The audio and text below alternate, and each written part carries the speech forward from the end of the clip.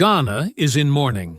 A tragedy of immense proportions has struck, claiming the lives of 8 distinguished citizens aboard a military helicopter. Among them were 2 of Ghana's most committed leaders, Defense Minister Edward Omane Boama and Environment, Science and Technology, Minister Ibrahim Murtala Muhammad. Their sudden passing has left a void in the hearts of millions, a silence across the nation, and sorrow that stretches beyond borders.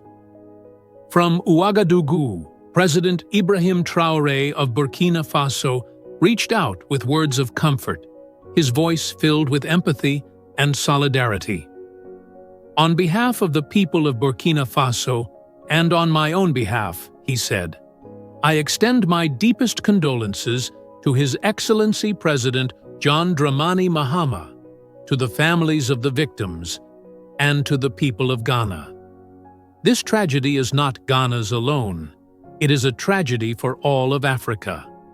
The men and women we lost lived in service of their people and gave their lives to defend their country's future. Their legacy is one of sacrifice and devotion, and their memory will live forever." President Traoré did not stop at a public statement. He personally placed a call to President John Dramani Mahama to convey his grief directly. "Your Excellency," he said softly over the phone, "I am deeply saddened by this loss. Please know that Burkina Faso stands with Ghana in this dark hour. Today, your pain is our pain." President Mahama, his voice measured but heavy with emotion, responded, "Thank you, my brother. Your words and solidarity mean so much to us in this difficult moment. These were great patriots, people who believed in Ghana and in Africa's future. Their loss is deeply felt by every Ghanaian family tonight, but your compassion gives us strength."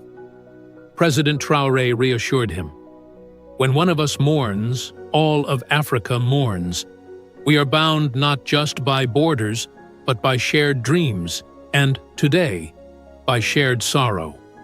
Burkina Faso will fly its flag at half-mast in their honor, and remember them as brothers who served with courage and vision."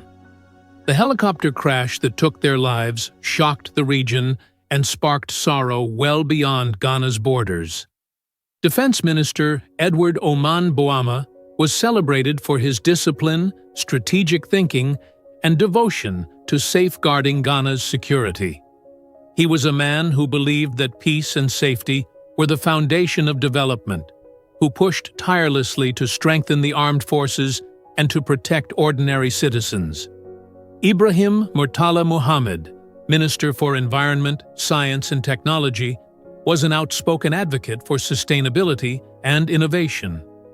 He believed in a future where Ghana's natural resources could be used wisely and responsibly, where science could shape industries and improve lives. President Traoré remembered meeting both men at summits in Accra and Addis Ababa. "They were visionaries," he said.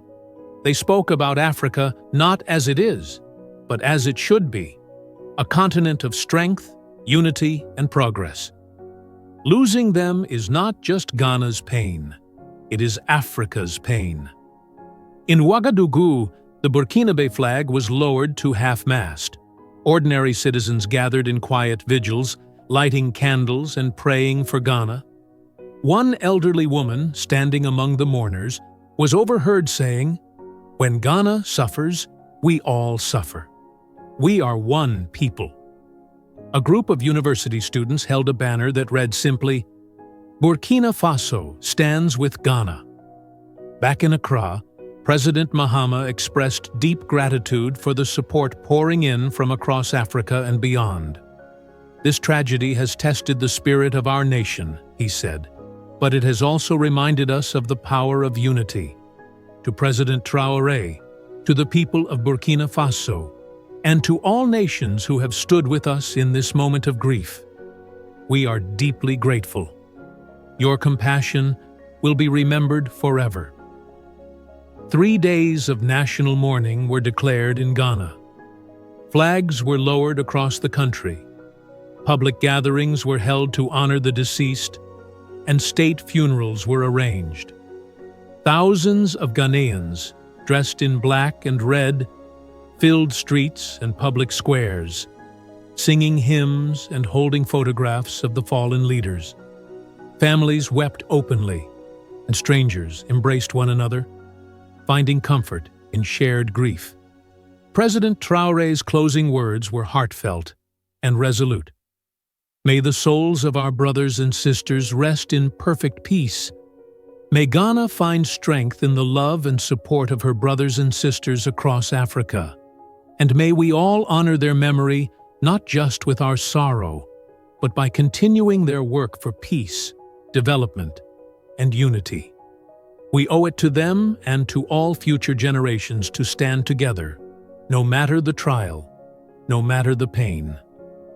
In these moments of tragedy, the bonds of African solidarity shone brightly. Two nations, linked by history and hope, came together in mourning, but also in determination that from loss would come renewed strength, and from grief, the unshakable promise of unity.